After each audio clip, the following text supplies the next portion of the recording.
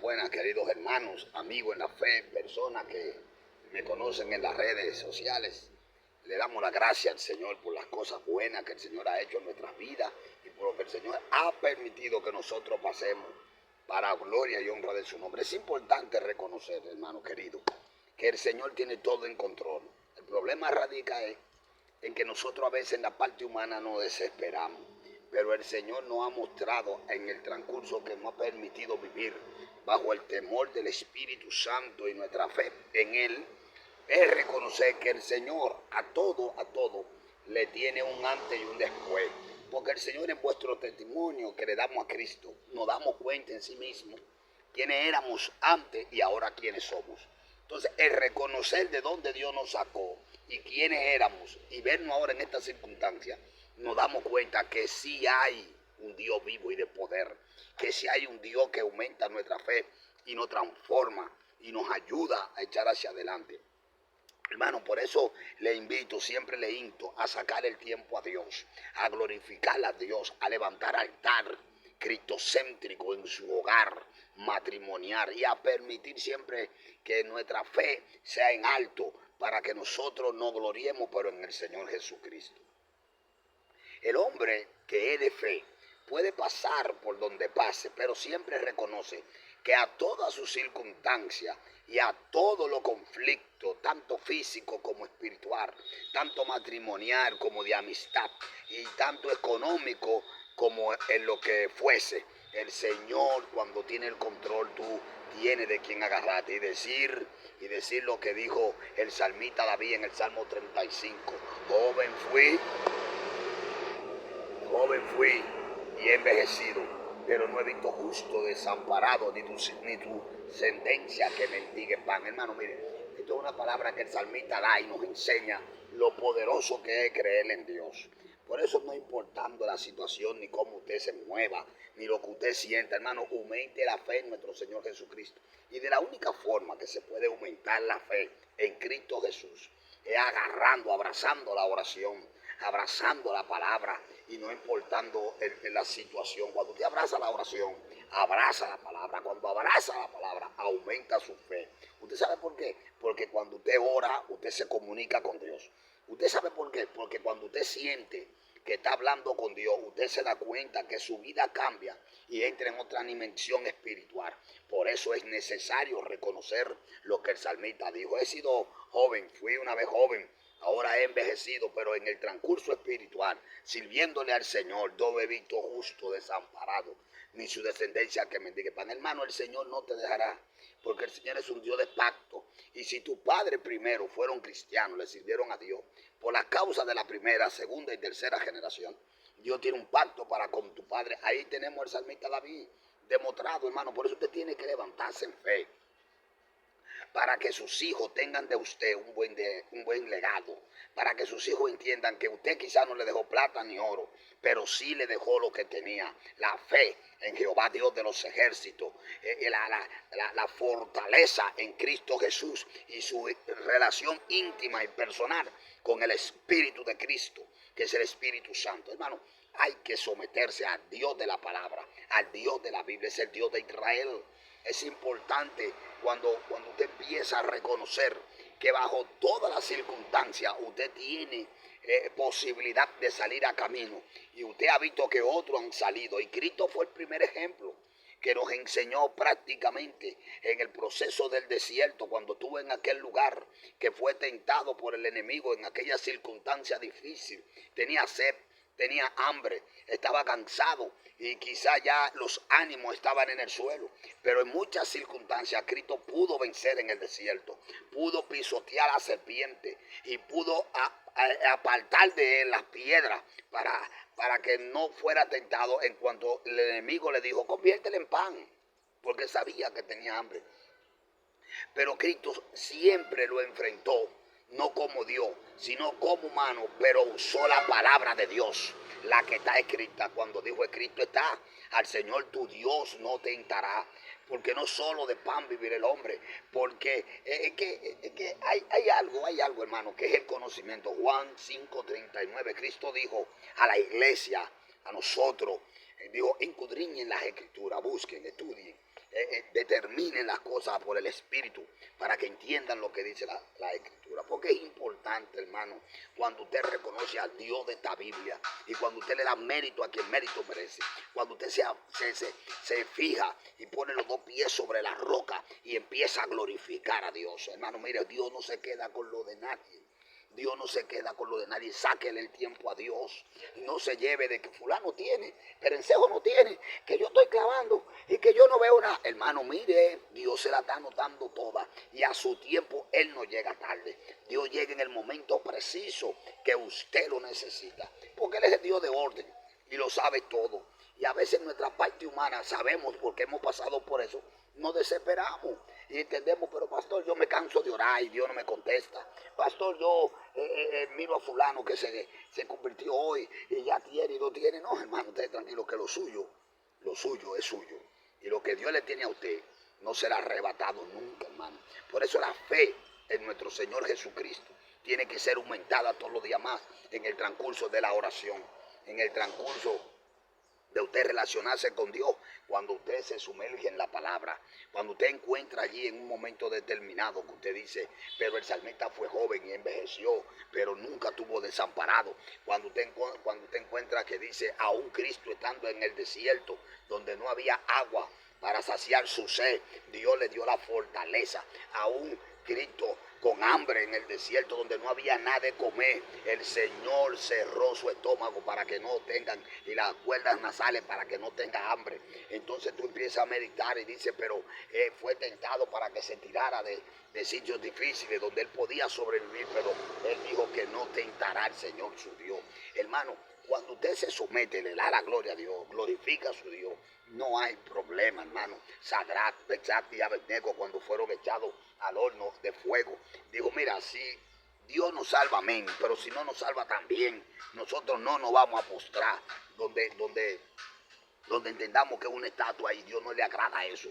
Y dice que aumentaron el horno de fuego, según el libro de Daniel, y dice que allí estaban, hermanos, y tuvieron que ver los inconversos, los impíos, y tuvieron que ver los que perdieron la fe, los reyes, tuvieron que ver que aparte de que echaron tren en aquel lugar, se veía otro que no se parecía a ellos, que tenía una apariencia de alguien que es sobrenatural y que estaba en los cielos. Ese era quien le guardaba, ese era quien le protegía.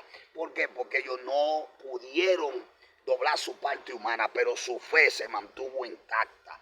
Y él dijo que Dios nos sacará de aquí. Hermano, así mismo fue. Dios mandó un ángel. Porque es que Dios no llega tarde, Dios llegó en el momento preciso.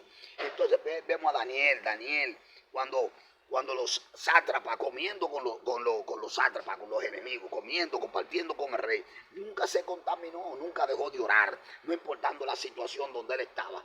Porque a veces hay creyentes que creen, sí, pastor, sí, lo voy a decir, hermano. Hay creyentes que creen que en el entorno donde se rodean pueden perder la fe, y eso es antibíblico, porque tenemos ahí momentos difíciles que pasaron apóstoles y creyentes y profetas que fueron difíciles. ¿Entiendes? El mismo Daniel comía con los sátrapas y comía con el rey y estaba en la mesa sentada con los reyes, pero Daniel nunca dejó de orar. Daniel nunca se contaminó. Daniel siempre mantenía su norte, orándole al Señor. ¿Qué le pedía? No sabemos, pero oraba. ¿Por qué? Porque él, aunque estaba ahí, hermano, no se contaminó. Y aún así los sátrapas se levantaron, los que compartía con él, en celo ministerial, porque la fe crecía, y así crecía la gracia de Dios, y así crecía en todo en el entorno. Y tenemos el mejor ejemplo, que es el Daniel. ¿Y qué sucedió? Los enemigos se levantaron, el rey perdió la visión y le apoyó a los enemigos y lo echaron a la cueva del león. Y dice que cuando estuvo allí con los leones, el Señor le visitó, el ángel de Jehová le visitó. ¿Pero por qué? Porque aparte de que no se contaminó, nunca dejó de orar. Y el objetivo de ello era que él dejara de orar, para que se le apartara de la gracia y el rey lo viera como un hombre normal. Pero él nunca dejó de orar. Entonces, ¿qué veía Dios en él? El rey, ¿qué veía en él? Veía un hombre de Dios, un hombre fiel a su Dios, un hombre que no iba a traicionar, un hombre que aunque estuviera compartiendo con el que estuviera compartiendo, él podía haber tenido confianza, porque Daniel era su ministro y no iba a traicionarlo. Pero él perdió la visión, ¿y qué pasó? Lo echó al horno, lo echó al foso de los leones. pero Dios mandó su ángel porque Dios entendió que aunque Daniel estuviera ahí, nunca dejó de orar, nunca perdió la fe, siempre estaba del lado de Jehová. ¿Qué hizo Jehová? Le mandó ahí un ángel. ¿Qué hizo el ángel? Le cerró la fosa a los leones para que no le dieran hambre. Y esos leones le sirvieron a él de almohada. Pero ¿qué dijo el rey cuando llegó? Dijo: Daniel, aún al Dios que tú le sirves te ha librado de los leones. ¿Estás ahí? Cuéntame. Y Daniel le dijo: sí, oh mi rey, estoy aquí, al Dios que yo le sirvo, al Dios que yo glorifico. ¿Y para qué sirvió este aumento de fe? Que el mismo rey quitó el decreto, echó los sátrapas adentro y pagaron ellos por su pecado. Y Daniel salió y siguió siendo ministro, porque lo importante es que donde quiera que tú te encuentres, puede abandonar el entorno, puede dejar de hacer lo que tú entiendas, pero no suelte a Dios. No, hermano, que ese que pone la gracia, no son los talentos que tú tienes, no son la vocación que tú tienes. No, tú no tienes de nada. El que tiene es Dios que pone la gracia para no solamente cambiarte a ti, sino que tú sirvas de ejemplo para cambiar el entorno. Y con lo que tú entiendan que eres un hombre fiel a tu Dios, pues así mismo será fiel a tu jefe, a quien te dirige. ¿Entiendes?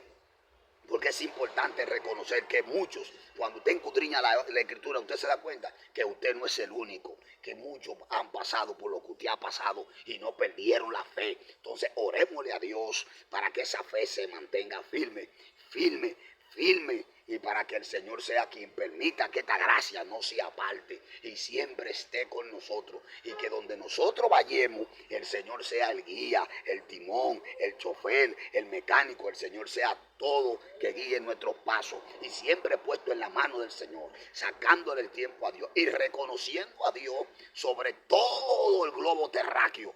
Hermano, usted no puede agarrar y decir: no, porque yo le sirvo a Dios, pero con el que yo trabajo es un jefe, y esto y lo otro. No, hermano, no se equivoque.